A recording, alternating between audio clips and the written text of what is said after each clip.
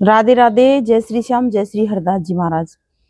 तो एक वृद्धा थी, मतलब एक वृद्ध माता थी। वो लाडली की और मेरे श्यामा की पूजा करती तो वो उनको लाला को तो बेटा मानती थी और राधा रानी को माने बहू। तो एक दिन मतलब माधव को और अपनी बहू को राधा को नहा के और नवा के उनको कपड़ा पहना रही थी। कपड़ा पहनाते पहनाते राधा जो थी वो थोड़ी चंचली कर रही है अपने सास के साथ में। तो वो राधा रानी जो थी वो बार बार वो माता वो साड़ी पहना है वो साड़ी को निकाल दे, बार बार में माता साड़ी पहना है वो साड़ी निकाल दे। अब वो बूढ़ी जो अम्मा थी वो सोचने लगी कि शायद बहू को ये साड़ी पसंद ना रही।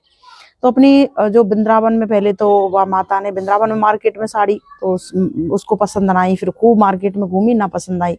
वो गई कलकत्ता अपनी बहू के लिए कलकत्ता साड़ी लेने जाऊं। तो वो साड़ी लेने कलकत्ता गई तो वहां दुकान वालों से बोलने लगी कि भाई ऐसी साड़ी निकालना जो मेरी बहू को पसंद आ जाए, मैं वृंदावन से आई हूँ। तो दुकान वाले चौंक गए कि भाई ऐसी कौन सी सास है जो पहली सास देख रही जो बहू के लिए वृंदावन से कलकत्ता साड़ी ले आई है। तो वहां से उसको दुकान पर साड़ी पसंद न आई। तो एक वो वैश्या थी, वो रिक्शे में निकल के जा रही थी, उसकी जो साड़ी थी बहुत सुंदर थी। तो रिक्शा वाले से वो सास बैठ के बोली रिक्शा वाले से कि जो ये लेडी जा रही है इसकी सास मतलब साड़ी चमक रही है, इसका पीछा कर लो और यह साड़ी जैसी लेनी है वो अपनी राधा रानी अपनी बहू के लिए। तो वह वेश्या के पीछे वो सास चल रही तो वहां जाके उसने रोका कि बेटा मोए न मेरी बहू के लिए साड़ी लेनी है तेरी जैसी और ऐसी लेनी है, क्योंकि ये साड़ी बहुत सुंदर लग रही है और ई साड़ी मुझे पसंद आई है और मुझे पसंद आई है तो ई साड़ी मेरी बहू है भी बहुत पसंद आवेगी। मैं वृंदावन से आई हूँ अपनी बहू के लिए साड़ी लेने के लिए। तो वो वेश्या थी, उसको प्यार से बेटा ऐसे कौन बोले, तो वेश्या को तो उल्टा सीधा ही बोलते हैं। तो वो बड़ी खुश हुई, पहले तो वो रोने लगी कि अम्मा तुम मतलब मुझे बेटा बोल रही हो, पहले तो मैं तुम्हारे नाम सुन के तुम्हारे मुंह से नाम सुन के वृंदावन से आई हो तो मैं निहाल हो गई, तुमने मुझे बेटा बोला। दोबारा में ये साड़ी तो मैंने पहन रखी है पर तुम्हारी बहू के लिए साड़ी मैं कलकत्ता से स्वयं लेके वृंदावन आऊंगी।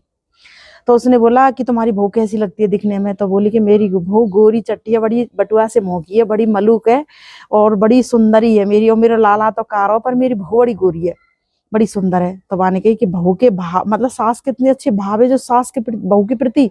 नहीं आजकल की सास कौन है जो ऐसी मतलब वृंदावन और कलकत्ता साड़ी लेने के लिए आई है। तो मान के मैं नई लेके जरूर आऊंगी। तो वो नई साड़ी खरीद के वृंदावन आई वो वेश्या। तो वो पतो दे आई सास, तो वही पते पे वो आई। तो वहां ने कही कि तुम्हारी बहू के दर्शन करना चाहूंगा, मैं बहू कैसी भाग्यशाली है जो सास एक वृंदावन और कलकत्ता साड़ी लेवे पहुंची है। तो मैं बहू के दर्शन करना चाहूँ, बहू से मिलना चाहूँ।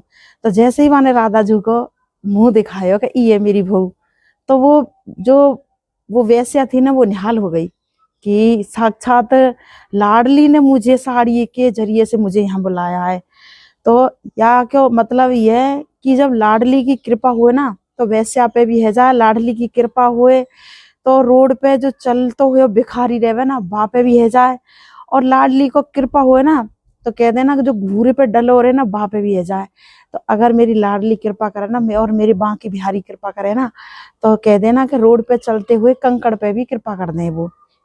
उनकी दृष्टि पड़े जब। तो देखो वृंदावन थे वो सास भेजी लाडली ने कहा कलकत्ता, और वो वैश्य बुलाई तो उसका जन्म सफल कर दिया, ये समझ लो। तो बोलिए राधे राधे। अगर मेरी कहानी अच्छी लगी हो तो राधे राधे जरूर लिखते जाएं। राधे राधे, जय श्री श्याम, जय श्री हरदास जी महाराज।